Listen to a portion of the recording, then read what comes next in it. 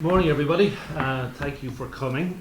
So I suppose what I just want to try and do is set the scene in relation to Roy's letter that he sent to the council members yesterday or last night. So maybe just a reminder of kind of where Niall and I started. So we had 5 kind of key objectives in relation to what we were set out to achieve and what we agreed with the board. So the first one was kind of the financial restructuring programme with all the stakeholders. So that would have been a financial restructuring with, particularly with Bank of Ireland and then UEFA and FIFA, Sport Ireland and the Department of Sport. We had to manage a transition from Mick McCarthy to Stephen Kenny, whose contract was effectively up at the end of July, and as a result of COVID then that was accelerated. Develop a new strategy and restructure the organisation, so the appointment of the new leadership team. Agree and implement the governance reforms, so effectively largely what we're going to talk about today. On top of that, we had to develop a strategy for the League of Ireland, and I'll talk a little bit about that maybe in relation to the All-Ireland League. And on top of all that, I suppose we had a COVID-19 contingency plan, because effectively that came right in the middle. And the day we actually had got the money transferred into our bank, the Taoiseach announced the lockdown. So effectively we were caught on the hop a little bit with that. So in terms of the financial restructuring, that's done now. Effectively, we've got the 52.5 million, which we negotiated with the Bank of Ireland. You know, the transition from Mick McCarthy to Stephen Kenny has actually happened, and we've put a new team in place there. In fact, we've recruited 12 external people in that team to support him. We have just announced a new leadership team, so 8 new appointments there effectively to bring the new organisation forward, and we've developed a strategy, quite a good one I think in relation to the involvement, so a lot of engagement from everybody in the organisation, bottom up process, and that has been officially launched to the staff. The strategy for the League of Ireland, we're working with the 19 clubs, so effectively there is 5 steering groups there. We've got their first output, so that's in the 5 steering groups are in relation to facilities, future facilities for the League of Ireland clubs, participation agreement, which is the legal agreement between ourselves and the League of Ireland club, a commercial steering group to how we improve the value of the League of Ireland as a proposition.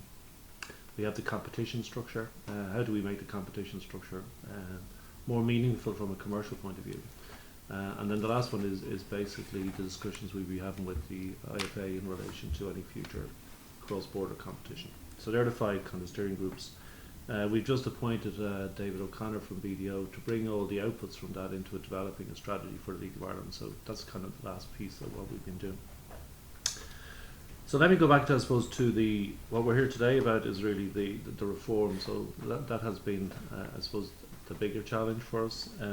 We've had numerous discussions with all the stakeholders. So all the stakeholders are ourselves, our board, the Department of Sport, the government ministers, Sport Ireland, UEFA and FIFA. So there's been numerous discussions in relation to that. I suppose the principles on the discussions are critical, and I think these are important to try and understand, because they're the principles on which we would have kind of agreed the way forward.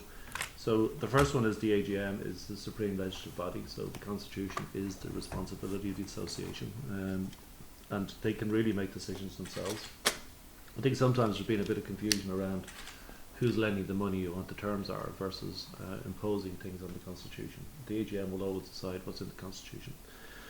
All applicants that participate in committees or boards need to have a fit and proper assessment, they need to have the right skill sets, and they need to make sure there's no conflict of interest. And that is a principle we've agreed with FIFA and one we feel quite strongly about, and that will be implemented as part of the new governance reforms going forward.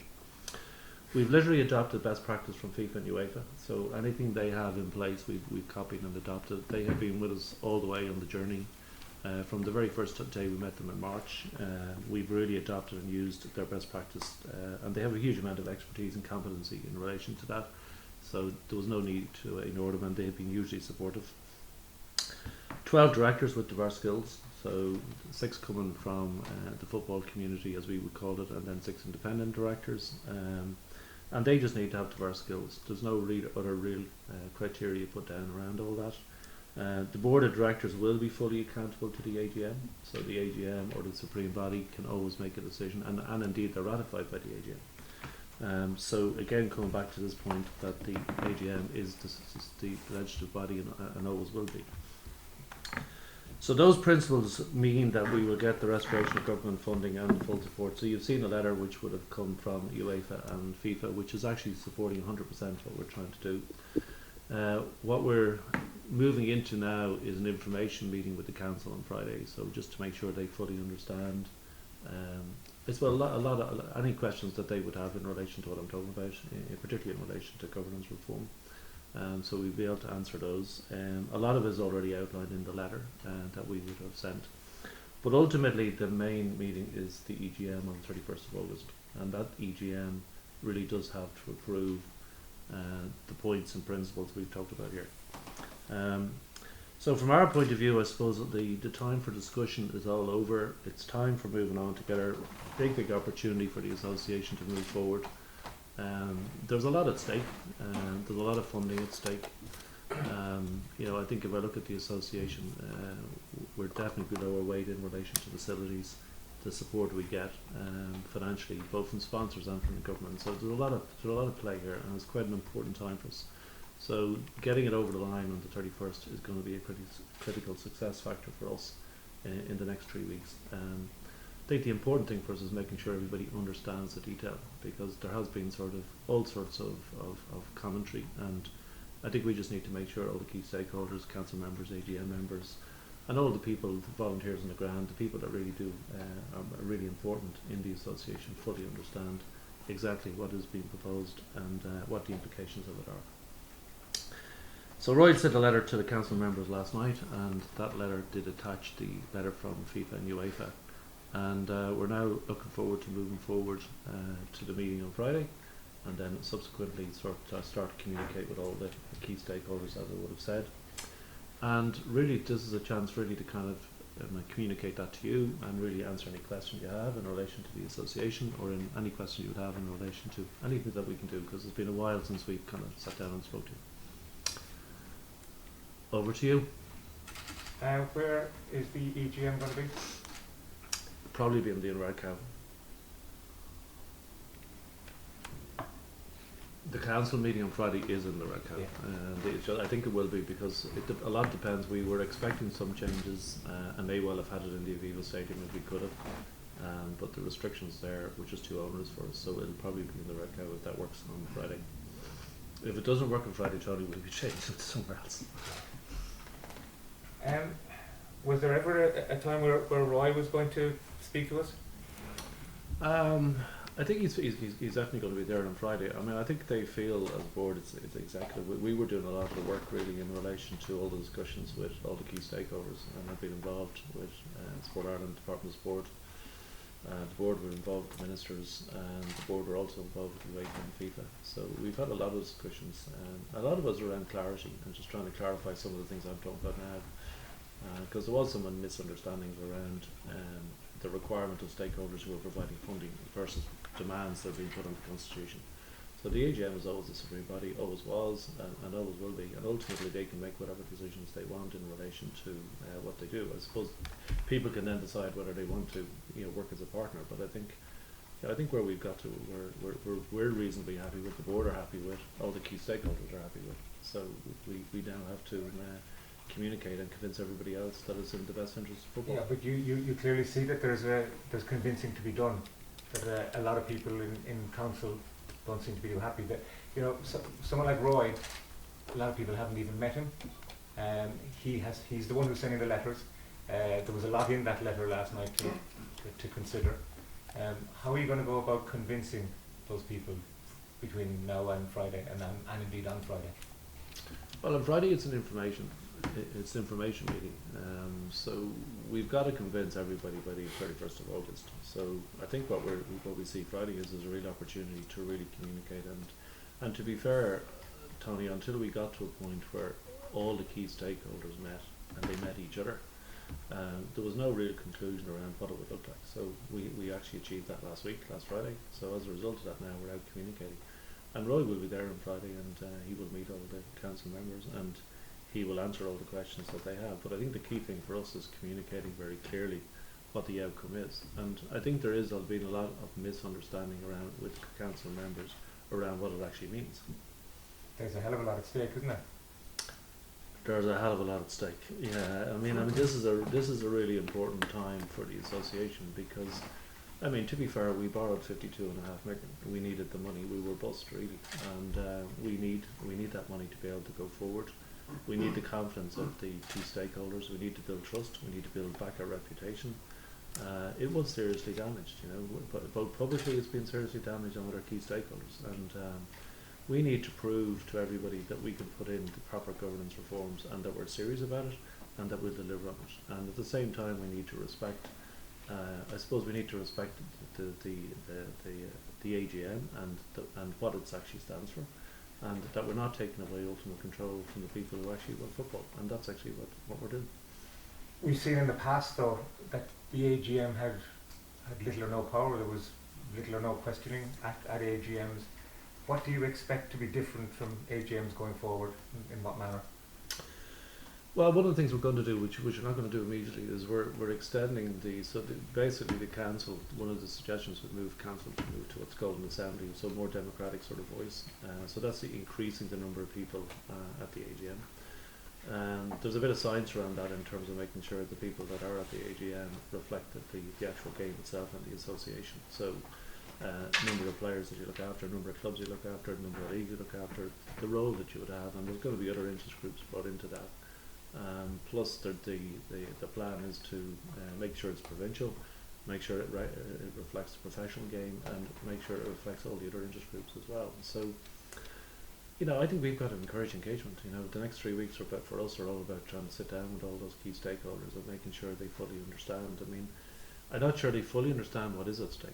It's a very serious time because we have exhausted all the avenues. If we don't get over the EGM, we have serious financial difficulties and we will run out of cash. So we need to be able to have the confidence of the people who are going to give us the money to be able to proceed in the way that we're planning.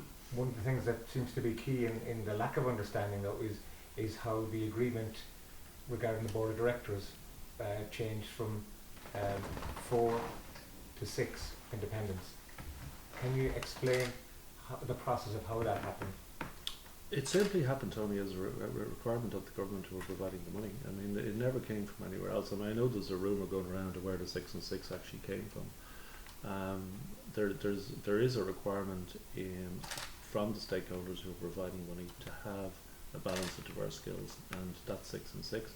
That originally was a requirement of the government, and they actually stated that to the board was themselves. Was yes, it really? Because and they said that themselves. The governance review didn't have that, and that was accepted by council. No, the governance review didn't, but in the MOU, which is effectively the terms and conditions that we had signed up to, effectively did state that they wanted 6 directors. So it came directly from the government. At what stage did it come from the government? Because again, that wasn't anywhere in the public domain. I honestly don't know because I only arrived in the day that the MOU was being signed myself. So I don't know. I wasn't part of any discussions before that, but I can tell you that the government confirmed to our board last week that it was a requirement of the government as part of the MOU. Tony, it would have come in that period of time after the government review group was announced, and by the time late January came along, I think it's fair to say that the government assessed the flow of things at that time and I think push something further into the document. Is there a precedent in Irish sport for this, though? Is there any other Irish sporting organisation that has a 50-50 split? Well, I don't think, Tony, there's any other sport that has a 52.5 million debt. So we actually are looking for people to give us the money and have the governance reforms that are necessary in place. We need to build back trust and build back our own reputation. And the way you can do that, and even with our own sponsorships and our partnerships, governance reform is critical. If you look at the amount of money we earn as an association compared to other sports, we should be getting significantly more. And proper governance reform will actually help us achieve that.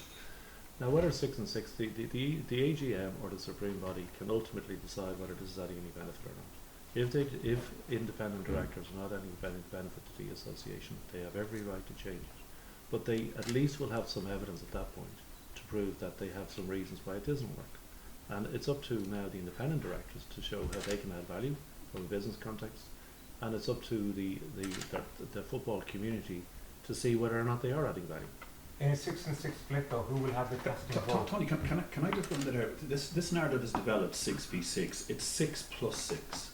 And the time has come for unity to work out the best way of the association to go forward. And this whole development of 6v6 should be 6 plus 6. And the time has come for people to look at the unifying value of understanding what's best for the association right now. If it needs changing in the future, it does. And the hysteria that has been out there on this 6v6 has taken away from what's at the very heart of it. The heart of it is that the football game can benefit from the corporate world and from indeed with themselves. There is nothing wrong in those 6 independents, in the mix of those 6 independents, with having a couple of really experienced football people as part of the 6 independents, and therefore you remove the barrier 6v6. Again, I'll ask the question again then, who in 6 plus 6 board setup will have a casting vote in the event of a tie? There's another misunderstanding, Tony. I mean, the casting vote was actually put into the Constitution last year at the AGM. So there's no requirement from any stakeholder to have the casting vote in the hands of the chairperson. So it's up to the AGM, the supreme body, to decide, and they decided that way before our time. Last year it was changed from the president to the chairperson. But the AGM can decide, the council as it is this year, can decide who has the casting vote. That's not a requirement of any of the stakeholders. And how do you respond then to Matt McSharry's claim that this is privatisation by stealth? Well, I really fail to understand how we could even suggest that, because the supreme body are the ones that are in total control. And so the AGM will decide and do have total control of the association. All we're basically dealing with now is the funding requirements, so that the stakeholders who are providing the money, their requirements to lend us the money, and for us to prove to them that we have the right governance reforms in place to satisfy that we can repay that. Okay. Gary, just a few questions. You mentioned conflict of interest. Is that one of the biggest things that you want to change from kind of, let's say, the older to going forward, so there can be complete transparency and people can get behind the FAI? There's 3 things I think are really important in relation to the electoral code. One is this is what would be one of the requirements of the governance reform, and I think it's really fundamental that we would feel strongly about, and FIFA anyway would feel strongly about. One is conflict of interest, that there's no conflict of interest for anyone who sits on committees or boards. And the second is that they have the appropriate skill sets to be able to sit on whatever committee that they may be on. And I think those 2 principles are going to be, and they're fit and proper. So they don't have any sort of baggage in relation to their history. So if they tick those 3 boxes, then we will welcome people with open arms to sit on any committees or indeed any board. And that's an important principle which will be embedded in our constitution going forward. And just see both going forward into Friday and then the EGM. You mentioned that obviously you haven't been able to kind of get face to face with people, obviously the situation, talking to people cordially. Do you feel confident going into the meeting on Friday and then ahead of the EGM that by talking to them in person, getting across your message, that you'll be able to maybe convince some people who weren't positive towards the going forward plan? I think we've got 3 weeks to be able to make sure people fully understand what the implications are. I think they have thought it's a lot more serious in terms of change than it actually is. It is really good corporate governance principles. So anything that we're introducing is going to benefit the association. And there's no doubt in my mind that if we come out of this, we're going to end up in a much stronger, healthier position. I do accept that we have to put right, though, some of the misunderstandings that are out there. So this thing about sovereignty and who actually runs the association, and that we're now taking it over by stealth, is completely misleading. This whole thing about the casting vote is completely misleading, and the role that we would have had in relation to what our agenda was is completely misleading. We basically have a council or an AGM who will control the association, and ultimately it's up to them to make the decisions. But you do have people like the Bank of Ireland and others who are prepared to give us a significant amount of funding to help us survive and thrive, and it's critical that we get that, because if we don't, third parties will take over the association, and the alternatives are not pretty. put it, I suppose, quite bluntly, is it almost this plan or bust? I think it is. I mean, we have got to the point where we have finished all the discussions. So, like, the government ministers have met our board, the government ministers have met ourselves, the UEFA and FIFA have met our board. We have really exhausted all the discussions, and I mean, there's a very clear message in that. You know, we need to put in place good governance reform, and the association will, no doubt in my mind, will thrive as a result of it. Because any conversations I've even had with potential sponsors, the first thing they want to know is that you have proper governance in place. And if you have proper governance, they'll invest in it. Because we have a fantastic sport, we have thousands and thousands of people participating in it, but we're not actually getting the value out of it. And so look at our facilities compared to other sports, and look at our facilities compared to other European countries. If we were way above our weight, we would have much better facilities all around the country. And that's ultimately what the players on the ground, what our people at grassroots want, what our League of Ireland clubs want.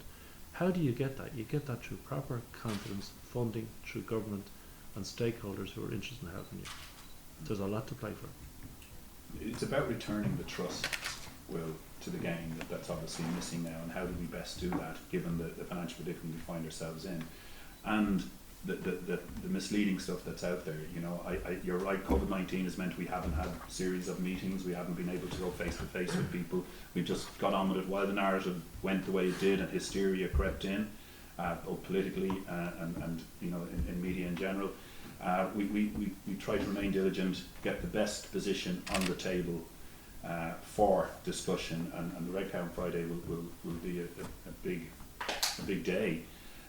But I think that the misgivings that were out there, you know, as Gary's mentioned, there's another one, you know, that people are going to get turfed out after all the work that they've done. That's not true either. So I think when people understand and weigh up exactly what we're proposing, why it's being proposed, then I would hope that a unity will come around and we will see 6+6, not 6v6. Now, you used the word hysteria again. Where do you think that's coming from? I mean, why do you think people feel Well, people are passionate, very emotive about the game, and people have put a lot of work in over the years. I think one of the things that we haven't been able to show in all this is an appreciation for the good that was around. We've been able to do it internally here. We've been able to have a good look and assess what's in here, what was suppressed for many years in terms of the abilities of the staff here, and internally we believe you know, that things should change to the point where staff coming in here who are here because they love football, because they want to see football succeed, that they have a career pathway that will help greatly for our association. You know, that we can have this expertise within that will promote, that will drive the game, and will feel that they can be part of a long-term involvement. That was easier to assess. We brought in two restructured companies to look at that and to assess what we had. Now there was some bad stuff when we started looking at the culture here and how people are suppressed, and really what we see internally here is when you start to empower talented people, you start to get results, and we're really excited. Gary mentioned it there. Some people think that there was just internal appointments since we've come in. There's been 16 appointments, 12 external, 4 internal. But we feel we've got the best of the crop into that position, and those coming below them know that there's more to come. And if this vote goes the right way and we're able to satisfy our stakeholders and we can draw down the money to make everything work, I think internally there's going to be a lot of promotion, there's going to be a lot of new growth to aim for, and our staff can become very excited about that. We want to replicate that outside of Abbottstown in the game itself, and we can only do that if all sides come together and treat this as a stepping stone to a new future, to a new time for Irish football. And we have to mend the division that has crept into place in the last few months because there was a lack of trust in the air for what we were in to do. We knew when we came in that this was going to be tough, it was going to get a little bit nasty, but if we keep doing the right thing, by the time it comes to and I suppose roll itself out to the important stakeholders around the country, that they will actually see the reason we did what we did, and we hope that's what will happen by the weekend. So do you see this as more people being misinformed or mistaken, maybe paranoid, or is it more organised than that, like an effort by elements of the previous regime or culture, say, to kind of cling to power? Yeah, and I think, I mean, it's interesting to say when you define hysteria. I mean, the hysteria should be how the hell did we get to where we got to? You know, when you look at the amount of debt that was built up, and you look at our public profile and you look at our reputation and the trust we've had with all the people that we need to invest in it, there should be mass hysteria about that. Now we're trying to put all that right, so I'm not actually sure where some of it's coming from. I think some of it is misinformed, so there is a concern around who actually will run the association and who is the supreme body. We need to make sure that's clear. There was some uncertainty around the casting vote, which was actually put in by the council themselves last year. That's unclear. But there's no doubt that if you want to get the funding that this association and the people on the ground need, you need to have confidence with the people who are going to invest the money. On the government side, it's taxpayers' money, and in Bank of Ireland's case, it's actually given us commercial lending on terms that they're not going to give us unless they're happy that we're going to spend it properly. So the hysteria should have been really around how the hell did we get to where we got to, rather than actually some of the hysteria that's around now in taking control away, which is actually misleading, because we're not. But, I mean, the situation seems to be that there's a sense that football people can't be trusted with money. Listen, I think that's a big statement. I mean, what we have found in the board now, the board are working well together. You need different, diverse skills. So there's no doubt you need really experienced football people around a board table. But there's no doubt if you're negotiating 52.5 million and you're dealing with all the lawyers associated with that, you need some very good business people as well. When you're going out looking for significant partnerships, they're quite complex. In the world that we're in now, media rights and all that goes with that, they're quite complex. You need a lot of good skill sets around the table. So the best combination for any sport, I come from a commercial business, there would always be a split of independent directors and executive. And as you see sport organisations around the world, they're moving to that model because it actually serves better. Can I just I'll start John with Stephen off the ball. Like I understand, Niall, you mentioned that there was 12 people appointed externally, and you talk about the hysteria. I think people generally are really angry about how we got to where we were with Irish football, and for that reason I think they're also wary of the fact that the same mistakes might be made again. And from that viewpoint, the 4 roles that were appointed internally were key roles. We're talking League of Ireland Director, Chief Operating Officer, Commercial Marketing Director, Head of Grassroots. And one of those roles is taken by Rhea Walsh, who we found out recently that had done work personally for John Delaney. So the optics of that aren't great. And I would just wonder why those roles couldn't have been, with the appointment of those people, couldn't have been a little bit more transparent. I think that's what people are wondering.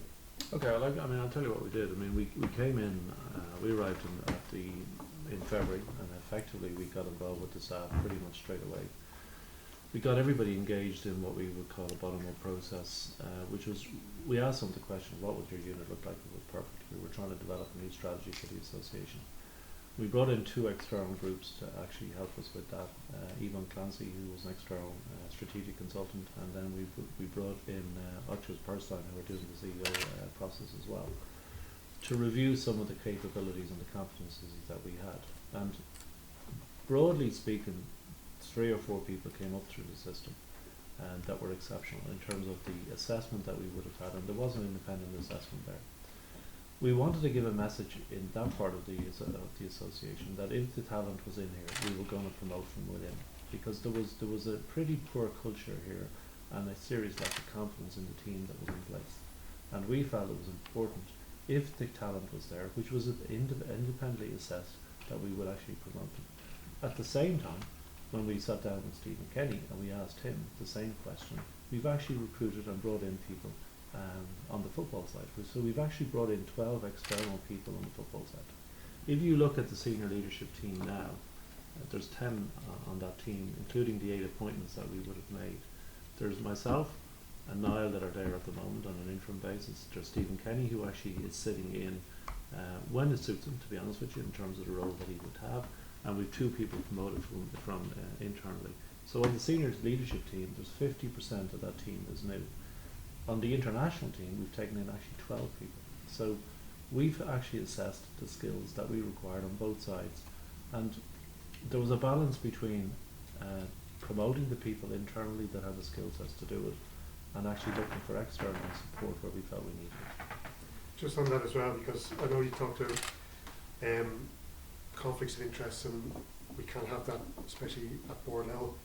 And just even, maybe a small part of it, but you know, we had an incident where Dr. Alan Byrne's company, the company he's a director of, were brought in to do the testing for COVID, and I understand they want to be the best company there for the job, but again, it's the optics, it's people kind of saying that there is a conflict of interest there, and that will be a concern as well. It is, but I mean, I think what we put in place, we put in three things early on in the system. We were launched a new ticketing policy, and we put in a new procurement policy. In the procurement policy, the first thing you have to do is declare your conflict of interest. Alan Byrne declared that conflict of interest at the very, very start, and he then excluded himself from the process. We then evaluated it, and it's an independent procurement team, nothing to do with me or anybody else that was sitting on the board. They went and evaluated it around the competency of the team and the price, and they then make a recommendation to the board, which is done independently. And I can guarantee you that process was 100% governed properly. No, I just want to ask you as well, because obviously we've got an incident of in Waterford, some suspected COVID cases. Like, we've seen how hard it was to get the League of Ireland back underway again. It went on for months.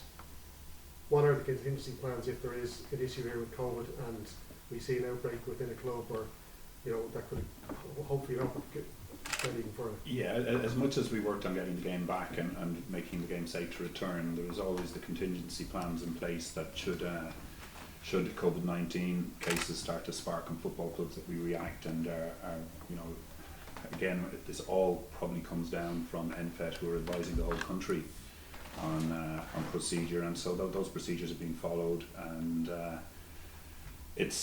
we're just waiting now for testing of those two players to come back in, and we'll find out exactly where we are, and then there will be a protocol and a process to take place, and it's already started, to be honest. Dr. Alan Byrne would head up that, and that process will speak for itself. We really just have to put the safety of the players and the safety of the officials around football clubs as a first priority, and much as we just want to carry on the games playing, we'll look at it and make decisions based on the medical advice that we get, that carrying on all of the games is the correct thing to do. You know, there's stuff like this has happened in Europe, as we know, and we just want to make sure that we apply best practice. Is it disappointing for you, though, that it's taken so long to actually get the test, that this was identified, you know, over the weekend? But yeah, bank holiday was a 24-hour delay on it, so normally we would have expected 24 hours after the test, but because of the bank holiday and staff needing a day off in that world, it just made it 48 hours, and we're expecting at any moment now. In fact, if I looked at my phone, you might even know that I've left it up in the office. Is it disappointing, though, that just because it's a bank holiday that there has been such a delay? Like, we're talking about a pandemic here. We're talking about, you know, you hear about government talking about more testing all the time, but yet here we are on a Tuesday after Well, a bank holiday, neither player's been tested.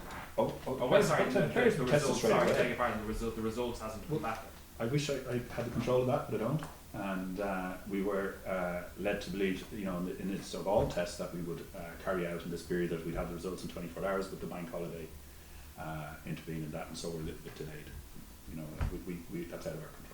Is there a concern that if there's any more, this is two players from one club, potentially, hopefully not, hopefully it all comes back negative, but is there a concern that, you know, we might actually have to stop the league if many more cases? Let's you know, react properly to this. Let's put the right process in place in the instances that are happening in Waterford if they prove positive, and let's take medical advice on what the next best steps are. I mean, we're not going to be stupid about this and just be bullish and say, well, football has to keep going. That's not the role we take. We have always listened to medical advice on everything we've done. We've put so much work and effort in initially to try and get the game going again, with how stadiums needed to be medically prepared for everybody who enters those stadiums. And we were hoping at this point we'd be talking about going from 200 to 500, and that we would have you know, a continuation of zero COVID-19 cases in the game. But this is just made us take a step backwards for sure, but we just got to deal with it appropriately and not rush into anything. aside from this, how do you feel the restart has gone, and I suppose the buy into the streaming service? And Yeah, all well, that? the feedback has been great on the streaming service. Gary probably has a bit more on that. He wants to talk about that. Yeah, I think the stream. Why do we want to resume? I think we felt that we may well be back here in January with the same challenges. So we wanted to be able to try and compete in a COVID environment, which was fine. We wanted to do the learning around streaming and see exactly what that could generate commercially. That's exceeded my expectations in relation to the interest that's there. So, we're, I think the number of people that have signed up to the single matches is really positive and encouraging, and we're definitely going to exceed the targets we'd actually set for it. So we're going to learn a good bit from that, and I think it will add real value to the commercial value of the League of Ireland in the future. In relation to the resuming, we're working. The expert medical group do have very close consultation with the government, and they know the importance of resuming and the importance of football.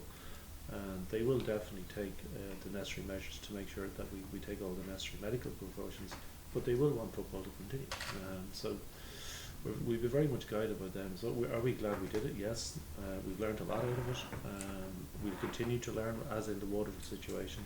That's new learning for us, because God knows how long this is going to continue for, and we just have to be able to create a proposition that's sustainable no matter what we face.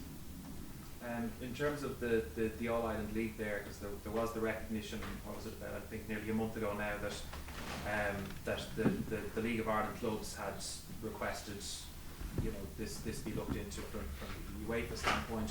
What's your reflection on that now? Yeah, I mean, Gary's been centrally involved in that. We've spoken to the IFA once a week since we came here, almost, probably since March, and understanding how a cross-border competition could happen and benefit both leagues. These discussions take time.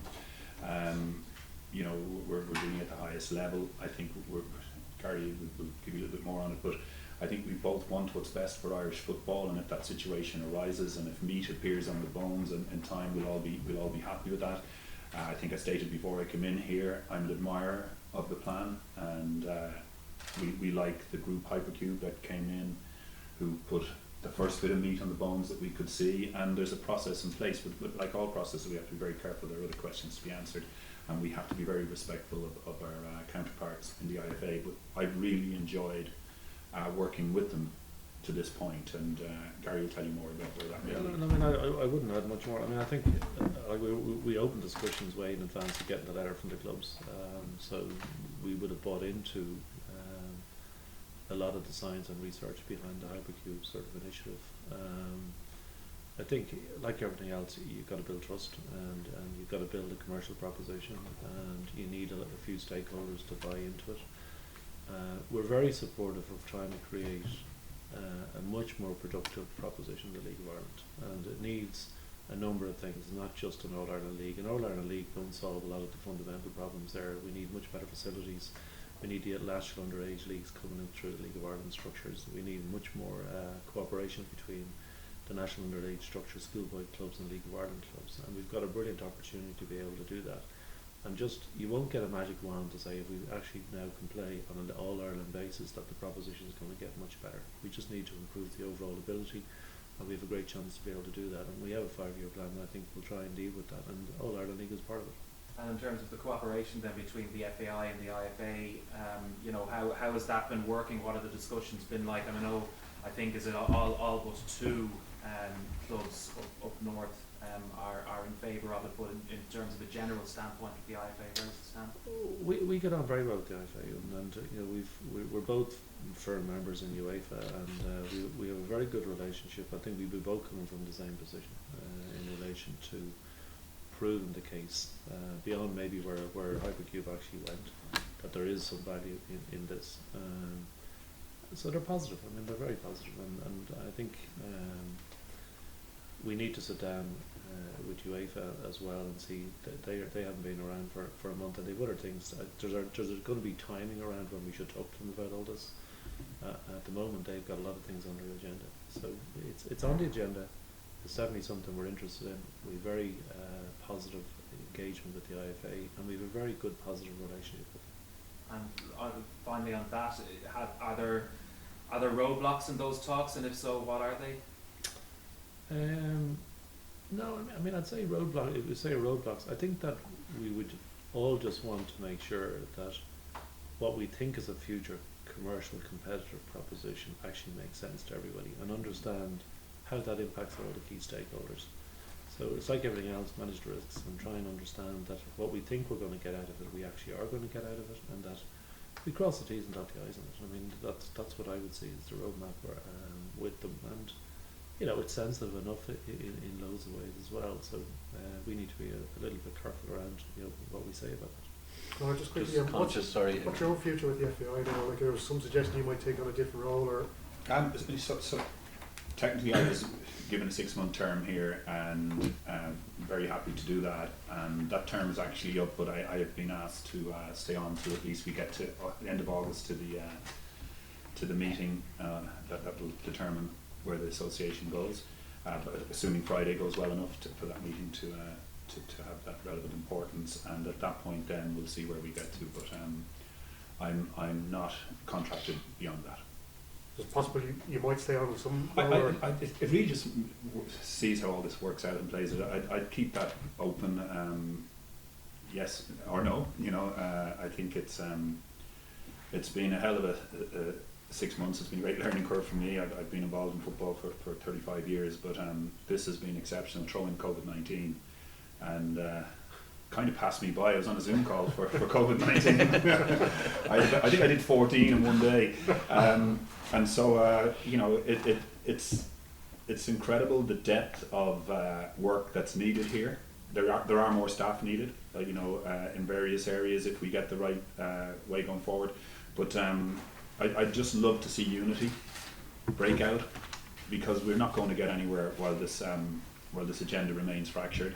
And I hope the understanding, part of today, and a very important part of today, was that though we can't sit face to face and meet council members and members for the further meeting in August, that they maybe find somewhere of an understanding of what we were trying to do without blowing trumpets and trying to take over the media or respond to what was happening, that we're actually trying to find a unifying place that will bring the game forward. We're not here, if we're not the people to bring it forward, then that's fine, but to lay the foundations over the last 6 months in a pretty tough time with COVID-19 has been the important role Gary and I have had. Have I enjoyed it? I've enjoyed lots of it. Some of it I haven't enjoyed. There's no point in denying that. But I suppose it's like anything I've done in football before. You know, you hope you get a winning goal and it works out.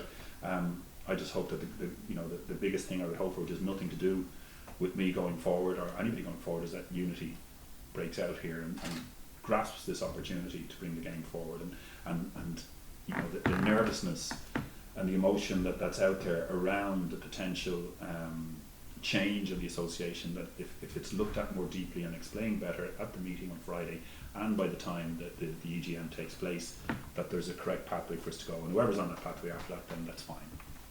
But that'd be a huge plus for everybody at that point. And your situation, Gary, you mentioned interim as well.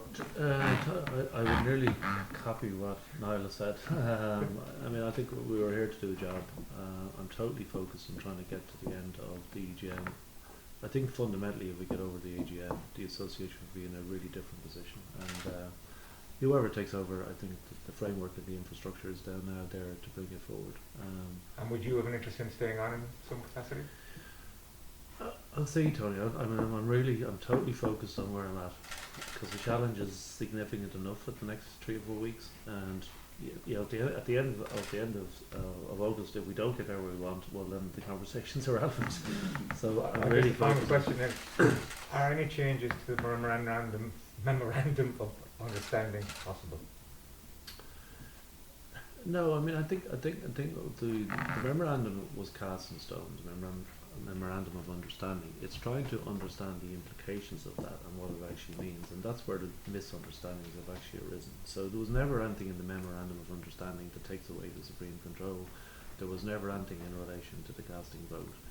The thing that we were focused on is the point that we were talking about earlier, which is fit and proper conflicts of interest. So we have been very strong in our views that anyone who sits on in future in committees or on boards have to have the right skill sets, have to have no conflicts of interests, And I think that's really important in terms of going forward, and that supports the spirit of the MOU, and that's how we're going to interpret the MOU and the way we're going to go forward in terms of the reforms we're making. Thank you. Thank you. Thank you.